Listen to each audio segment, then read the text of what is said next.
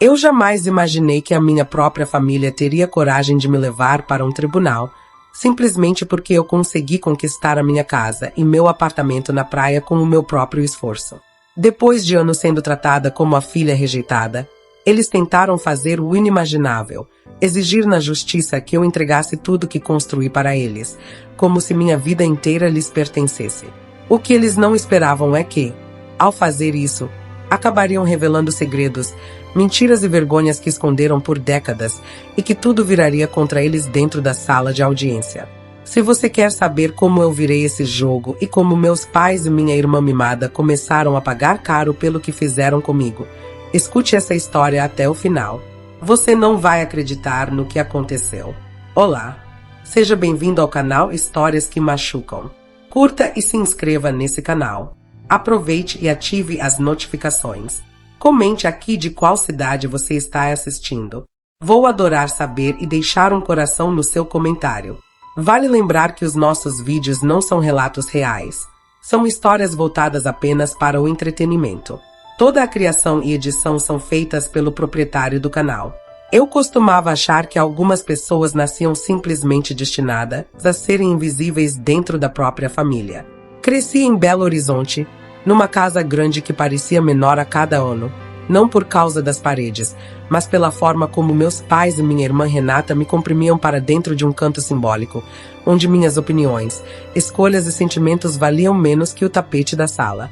Enquanto minha irmã vivia como se estivesse em um palco iluminado, a princesa da família, a que sempre recebia presentes caros, viagens e elogios exagerados, eu me tornava sombra conveniente. A filha silenciosa, a que estudava demais, a que nunca era suficiente. Quando fiz 17 anos e decidi que prestaria vestibular para engenharia ambiental, meu pai quase engasgou com o café. Por que não escolhe a administração? Trabalharia conosco na empresa. É óbvio. Minha mãe completou com o discurso de sempre. Você tem que pensar no futuro da família, não nessas coisas de mato e rio. Já a Renata riu como quem assiste a uma piada boa. Mana, para que estudar isso? Você devia aproveitar que papai e mamãe vão te dar tudo. Mas não deram. Nunca deram nada a não ser desprezo calculado e cobranças disfarçadas de carinho. Quando entrei na faculdade federal, meus pais pararam de pagar minha mesada, não por falta de dinheiro, mas por orgulho ferido. Passei a trabalhar como bolsista em pesquisas, a estagiar cedo, a me virar em pensões baratas e ônibus lotados. Enquanto isso, a Renata desfilava pelo campus da faculdade particular com carro zero e bolsas importadas. Ela não estudava. Ela era estudada, adorada, exaltada. Tudo para ela, nada para mim. Os anos passaram e cada conquista minha era recebida com indiferença. Quando me formei, nenhum deles apareceu na colação. Quando consegui meu primeiro emprego em uma empresa de consultoria ambiental em São Paulo, houve apenas boa sorte. Você vai precisar. Dito com o mesmo tom de quem entrega as últimas palavras a alguém que está prestes a fracassar. Mas não fracassei. Pelo contrário, cresci, aprendi, economizei. Trabalhei em projetos gigantes, recebi promoções, viajei pelo país, avaliando áreas de preservação e implantando soluções ambientais. Fiz meu nome, fiz minha vida, fiz o impossível. Me tornei alguém que eles nunca imaginaram que eu seria. Aos 32 anos, comprei minha casa no bairro Vila Mariana, um sobrado arejado, com janelas enormes e um quintal onde o silêncio finalmente tinha espaço. Pouco depois, comprei meu apartamento na praia, em Ubatuba, onde eu fugia nos fins de semana para reconectar com o mar. Nunca contei nada para eles, não por medo, mas por proteção.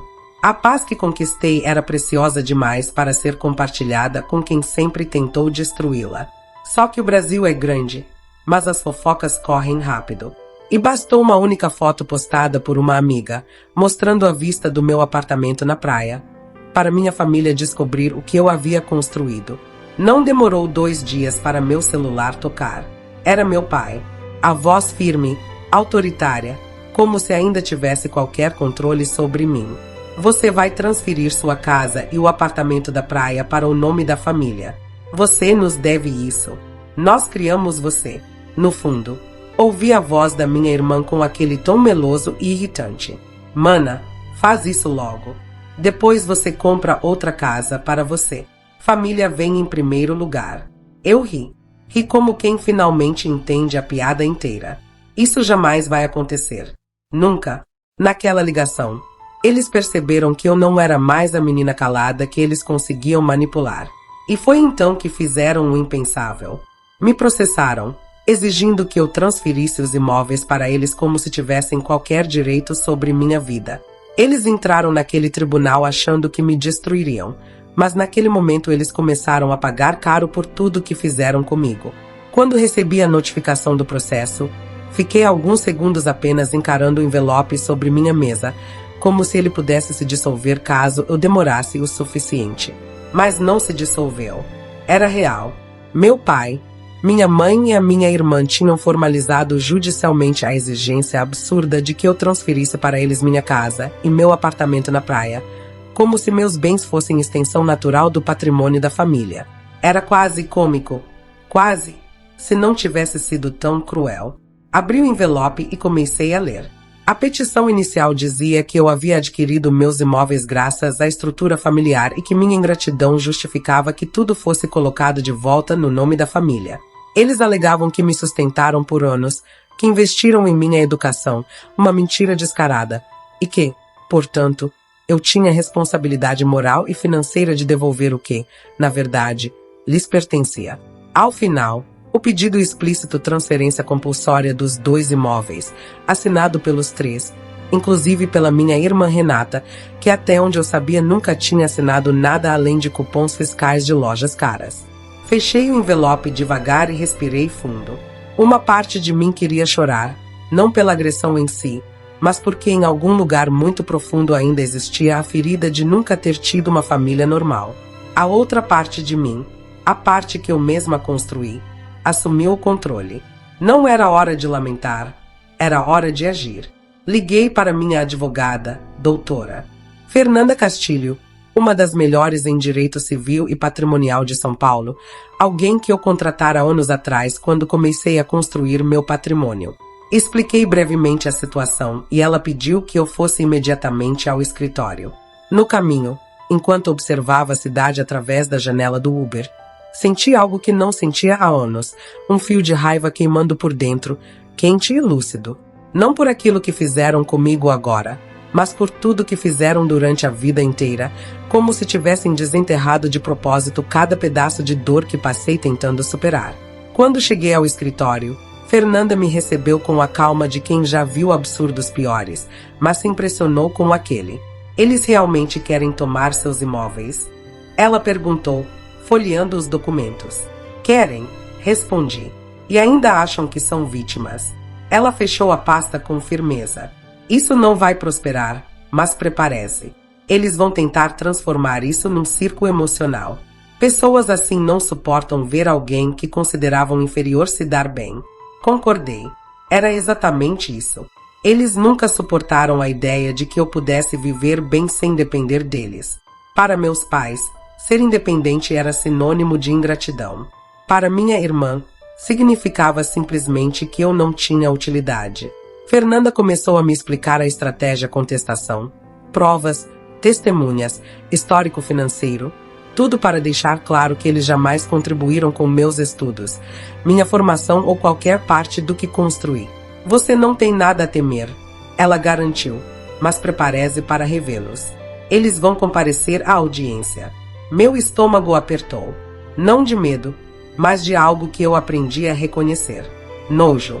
Era a sensação de encarar pessoas que sempre te olharam como se você fosse um peso morto na família. Pessoas que só acreditam no seu valor quando podem se aproveitar dele. Naquela noite fui para o meu sobrado na Vila Mariana e sentei na varanda, olhando as luzes da cidade. Lembrei do dia em que assinei os papéis daquela casa. Lembrei da paz que senti ao entrar pela primeira vez naquele lugar que finalmente era meu. Cada centímetro daquele lar tinha sido conquistado com suor, estudo, noites viradas e escolhas difíceis. E agora eles achavam que poderiam simplesmente pegar tudo, porque na cabeça deles eu devia minha vida inteira à família.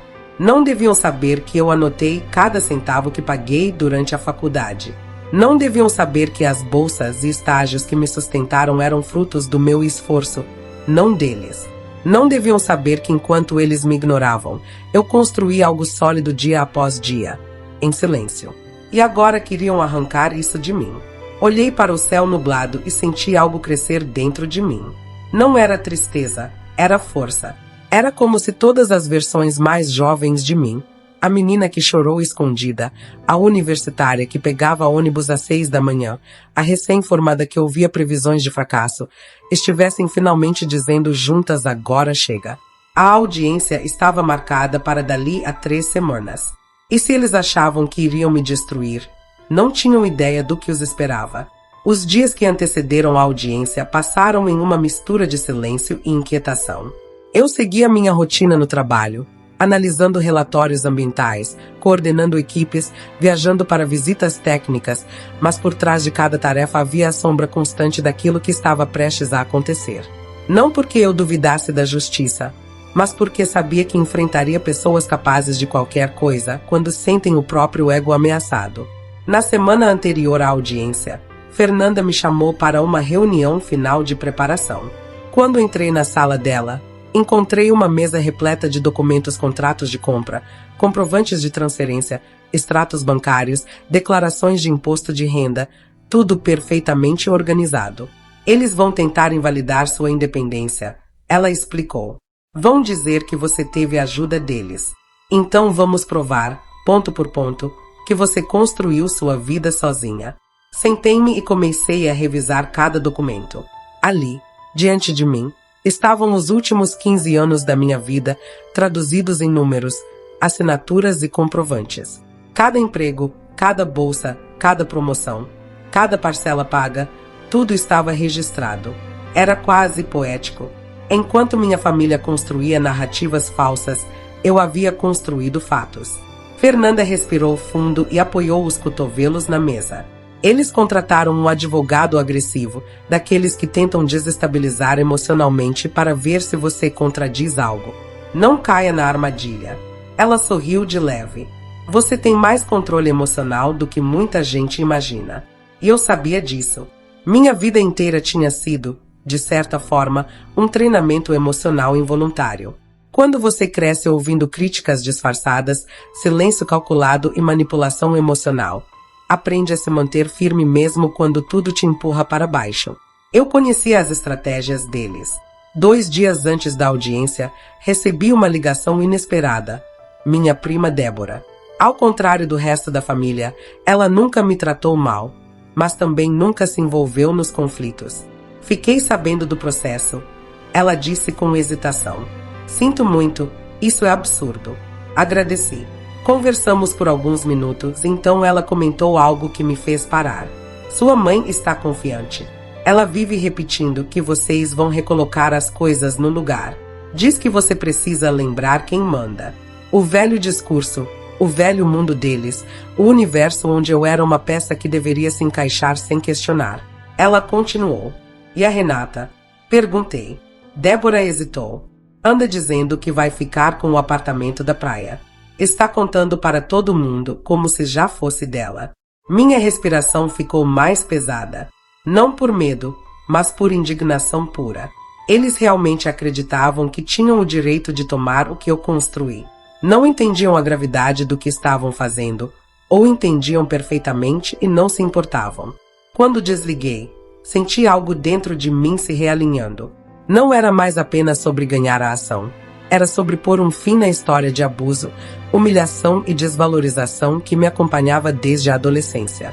Eles não estavam apenas me processando, estavam tentando apagar minha trajetória inteira e eu não permitiria. Chegou o dia da audiência. Acordei cedo, tomei café devagar, respirando fundo entre cada gole.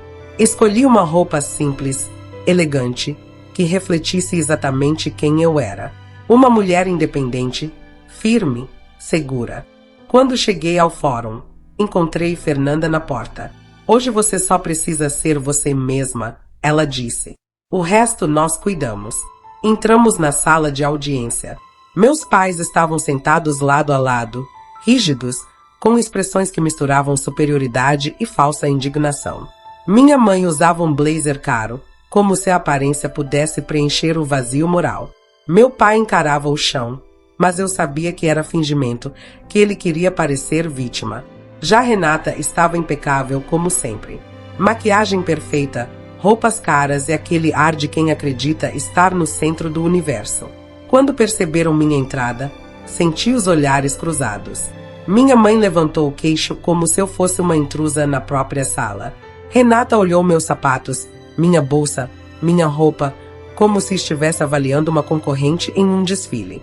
Já meu pai manteve a mesma expressão severa que usava quando queria deixar claro que eu o decepcionava. Sentei-me ao lado de Fernanda. O coração batia firme, mas não de nervoso, de determinação. Quando o juiz entrou, todos se levantaram. Ele era um homem de meia idade, olhar firme e expressão que mostrava que não tinha paciência para dramas. Ótimo! Aquilo jogava a nosso favor. A audiência começou com o advogado da minha família apresentando o caso. Ele falava como se estivesse descrevendo uma filha ingrata, criada com luxo e conforto, que agora se recusava a retribuir o investimento dos pais. Mencionar ingratidão foi a cereja da arrogância. Eu observava meus pais concordando com pequenas inclinações de cabeça, como se a narrativa deles fosse a única possível. Mas então, quando chegou nossa vez, Fernanda se levantou e abriu o primeiro documento. Meritíssimo. O que será demonstrado hoje é simples. A autora é uma mulher adulta, independente, que conquistou seus bens exclusivamente com seu próprio trabalho. A família não só não contribuiu com sua formação, como a impediu e sabotou emocionalmente por anos. A ação movida pelos réus não tem base legal, moral ou factual. A sala ficou em silêncio. Aquele seria o primeiro golpe de muitos que ainda estavam por vir. Fernanda iniciou sua apresentação com a precisão de uma cirurgiã. Cada frase era um corte limpo, profundo e impossível de ignorar. Ela não usava palavras para enfeitar, as usava como armas.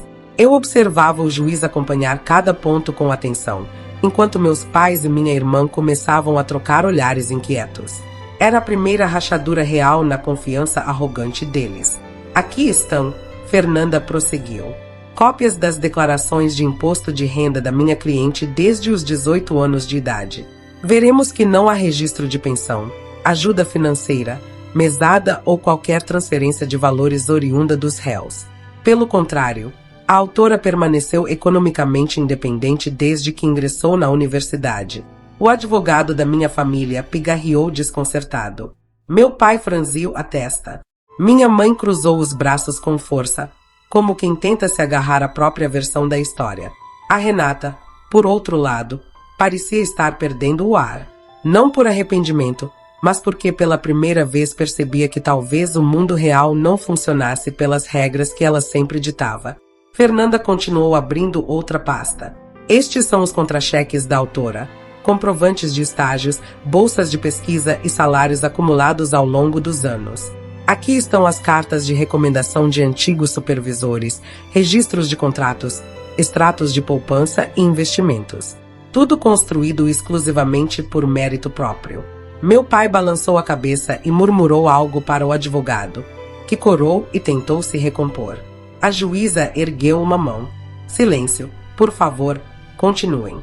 Fernanda então exibiu a parte que eu sabia ser definitiva, os documentos de compra dos imóveis. Esta é a escritura da casa adquirida na Vila Mariana. Aqui está o contrato de financiamento, o histórico de pagamentos, a aprovação bancária e os extratos comprobatórios, todos no nome da autora, sem participação dos réus. Ela virou outra aba. E está a escritura do apartamento em Ubatuba. Compra à vista parcial complementada com financiamento, também no nome exclusivo da autora, sem vínculos familiares, sem procurações, sem doações, sem qualquer aporte dos réus. A juíza examinou tudo com um olhar clínico. Meus pais estavam empalidecidos, como se cada documento retirasse deles um pouco da segurança construída em mentiras convenientemente repetidas dentro de casa durante anos. A voz da juíza cortou o silêncio. Diante desses documentos, pergunto aos réus: vocês têm provas de que contribuíram financeiramente para que a autora adquirisse esses bens? O advogado deles engoliu seco. Meritíssima. A contribuição foi moral, afetiva, familiar. Eu quase ri. Quase. A juíza ergueu uma sobrancelha. Contribuição afetiva não transfere titularidade de bens. Ela se virou para meus pais. Vocês têm extratos, comprovantes, transferências bancárias, qualquer documento que comprove participação financeira. Silêncio. Longo. Embaraçoso. A juíza insistiu alguma prova. Minha mãe, com voz cortante, respondeu: não está escrito, mas é evidente que investimos na criação dela. Isso vale mais do que dinheiro. Fernanda se levantou novamente com postura impecável. Meritíssima, a criação mencionada pelos réus inclui exclusões emocionais, abandono afetivo e anos de negligência, comprovada por testemunhas, mensagens e ocorrências escolares. Se for necessário, podemos apresentar tudo. Meus pais arregalaram os olhos. Renata abriu a boca, chocada, talvez por perceber que, ao levar tudo para a justiça, também expuseram toda a história vergonhosa que sempre fizeram questão de esconder. A juíza fez uma anotação lenta e firme. Vamos ouvir a autora. Meu coração bateu mais forte. Não de medo, mas de uma estranha sensação de libertação. Passei tantos anos calada, engolindo críticas, ignorando provocações, sobrevivendo sem reconhecimento, que finalmente poder falar era quase sagrado. Levantei-me. Meritíssima, comecei, segurando a respiração apenas por um segundo. Eu construí tudo sozinha. Desde a faculdade, cada passo meu foi com recurso próprio. Trabalhei em 3 empregos ao mesmo tempo. Fiz iniciação científica, ganhei bolsas de mérito. Nunca recebi apoio financeiro dos meus pais. Pelo contrário, quando escolhi minha área de estudo, eles cortaram qualquer tipo de ajuda. Fui chamada de ingrata, irresponsável e incapaz. Respirei fundo, sentindo meus olhos queimarem, não de tristeza, mas da intensidade da verdade. Passei anos ouvindo que eu fracassaria. Passei anos sendo tratada como um fardo, como um erro. E quando finalmente consegui algo, quando construí meu lar, eles tentaram tirar isso de mim. Não porque precisavam, mas porque não suportam ver que eu fiz tudo sem eles. Olhei para meus pais. Pela primeira vez na vida, eles desviaram o olhar. Esses imóveis, continuei, são fruto do meu trabalho, das minhas escolhas, do meu esforço, e eu não devo nada a quem nunca me ofereceu nada além de desprezo. Silêncio absoluto. A juíza me observava com atenção. Então virou-se para o advogado dos meus pais. Gostaria de fazer alguma pergunta. Ele hesitou, olhou para meus pais, olhou para a pilha de documentos incontestáveis sobre a mesa, engoliu seco. Não, meritíssima. Foi ali, naquele segundo exato, que algo mudou. Era como se a estrutura inteira do império familiar, baseado em manipulação e controle, tivesse começado a desmoronar diante deles, pedra por pedra. E eu estava finalmente do lado de fora, assistindo tudo ruir, sem levar comigo nenhum único fragmento. A audiência avançava rápido, como se algo inevitável estivesse prestes a acontecer. Pela primeira vez, eu vi a minha família desconfortável, percebendo que talvez a confiança deles não resistisse ao peso da verdade. A juíza pediu para ouvir cada um dos réus e meu pai foi o primeiro a se levantar. Ele tentou aparentar firmeza, ajeitou o paletó e lançou o velho discurso de autoridade. Sempre dei tudo para minhas filhas. Esperávamos que ela retribuísse. É assim que funciona numa família, disse. A juíza o interrompeu com frieza. Retribuir de que forma, senhor? Ele hesitou, incapaz de explicar. Fernanda aproveitou. Transferir imóveis de alto valor sem qualquer justificativa legal? Meu pai desviou o olhar. Então chamaram minha mãe. Ela caminhou até a cadeira como quem é obrigada a interpretar um papel dramático. Nós sempre prezamos pela união. Começou. O que machuca é a ingratidão. A juíza cortou rapidamente. A senhora contribuiu financeiramente para a compra dos imóveis. Ela piscou, surpresa. Eu dei apoio moral. Presentes. Alimentação. Fernanda foi precisa. Presentes não pagam imóveis. A expressão da minha mãe desmoronou. Por fim, chamaram a Renata. Ela tentou entrar com a mesma pose de segurança de sempre, mas suas mãos tremiam. Por que acredita ter direito aos bens da sua irmã? Perguntou a juíza. Sem essa estrutura, ela não teria chegado onde chegou, respondeu como se fosse óbvio. A juíza ergueu uma sobrancelha. Estrutura concreta ou abstrata? Renata ficou muda. Fernanda pediu a palavra. Se falarmos de estrutura emocional, podemos apresentar registros de terapia da autora sobre rejeição familiar e assédio emocional. Renata empalideceu. A juíza fechou a pasta com firmeza. Já vi o suficiente. Ela olhou diretamente para meus pais. Há alguma fundamentação legal para exigir bens adquiridos exclusivamente pela autora? Silêncio absoluto. Eles se entreolharam perdidos. Pela primeira vez vi minha família sem a máscara de poder. Vi 3 pessoas tentando sustentar uma mentira tão frágil que não resistia a uma única pergunta objetiva. A juíza anunciou: vamos para a fase final da audiência. Meu coração acelerou, mas eu estava serena. Minha mãe começou a chorar discretamente. Renata tentava salvar a maquiagem. Meu pai respirava fundo, tentando resgatar a autoridade que sempre acreditou possuir. Mas nada disso importava mais. O peso da verdade finalmente os alcançara. Eu observei a cena com uma calma que nunca imaginei ter e entendi naquele instante que eles não estavam apenas perdendo um processo. Estavam perdendo o controle que acreditaram que teriam sobre mim por toda a vida. A juíza se preparou para anunciar sua decisão e eu soube. O capítulo final estava prestes a virar e seria definitivo. A sala ficou tão silenciosa que parecia que ninguém respirava. Meus pais e minha irmã, antes tão confiantes, agora estavam encolhidos em suas próprias mentiras. A juíza revisou os papéis mais uma vez, ajustou os óculos e iniciou a decisão. Após analisar toda a documentação e ouvir ambas as partes, concluiu que esta ação foi proposta sem qualquer fundamento legal, declarou, olhando diretamente para eles. Trata-se de uma tentativa abusiva de tomar bens adquiridos exclusivamente pela autora. O advogado da minha família tentou intervir, mas a juíza o interrompeu com um gesto firme. Os réus não apresentaram prova alguma de contribuição financeira. Não há justificativa legal ou moral para o pedido. Portanto, julgo a ação improcedente e os condeno ao pagamento das custas e honorários. Minha mãe levou a mão ao rosto em choque. Renata congelou.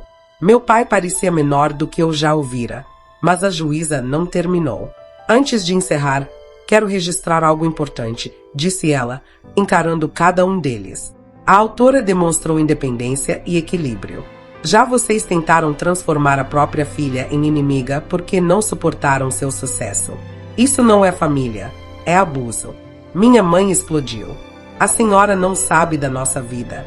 Sei o suficiente, respondeu a juíza, e vi o comportamento de cada um aqui dentro. O martelo bateu. Caso encerrado. Era definitivo, não só legalmente, emocionalmente também. Senti algo dentro de mim se desfazer, como se um peso de anos finalmente tivesse sido arrancado. Fernanda se inclinou e sussurrou: acabou. Você venceu. Saímos do tribunal. No topo da escadaria, virei-me e vi minha família se aproximando. Minha mãe cuspiu. Você destruiu nossa família. Não fui eu que trouxe isso ao tribunal, respondi. Renata tentou o tom doce. Mana, dá para resolver isso. A gente exagerou. Não, cortei. Vocês escolheram esse caminho. Eu escolho seguir sem vocês. Virei as costas. Nada mais precisava ser dito. Horas depois, sentei no quintal da minha casa, finalmente em paz. Minha casa, minha vida, meu esforço. Pela primeira vez senti liberdade completa. Percebi que nunca precisei deles para existir e não precisava deles para continuar. A família que tentou me derrubar me perdeu quando decidiu me atacar. Eu, ao contrário, me encontrei, e isso valia mais do que qualquer laço de sangue. Se essa história mexeu com você, não esqueça de curtir esse vídeo, porque isso ajuda demais o nosso canal a alcançar mais pessoas que também gostam de histórias fortes como essa. Aproveita e se inscreve no canal para não perder nenhum dos próximos relatos, todos feitos com muito carinho e sempre cheios de emoção, superação e reviravoltas que prendem a gente do começo ao fim. E eu quero saber a sua opinião. Você faria o mesmo que a filha fez? Você teria a coragem de enfrentar sua própria família diante de tanta injustiça? Me conta aqui nos comentários, porque eu adoro ler a opinião de vocês. E não esquece de me dizer de qual cidade você está assistindo esse vídeo, porque eu sempre passo nos comentários para deixar um coração especial para quem acompanha o canal de todo canto do Brasil e do mundo.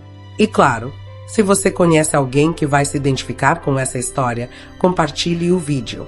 Sua indicação ajuda muito o canal a crescer e chegar a mais pessoas. Obrigada por estar aqui e até a próxima história. Vale lembrar que os nossos vídeos não são relatos reais.